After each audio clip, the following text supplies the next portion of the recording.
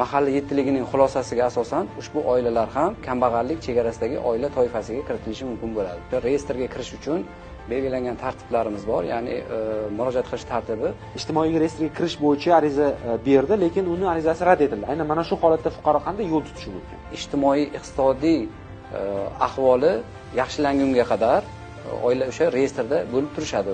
Bola puli olish uchun hozir ijtimoiy reyestrga kirish majburiy. Bitta oila farzandlari uchun bolalar nafaqasi olayotgan bo'lsa, u har bir bolasi uchun oladi. Agar fuqaro aliment to'layotgan bo'lsa, to'lovchiga ushbu aliment to'layotgan pul daromad hisobida hisoblanmaydi, ya'ni chegirib tashlanadi.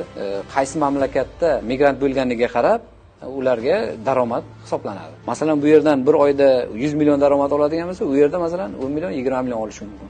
Davlat ta'minotidagi oila toifasiga kirgan oilalarimizga nafaqa to'lovlari uzluksiz davom ettiriladi. Bolalar nafaqasi to'xtatilishiga nima sabab bo'lishi mumkin?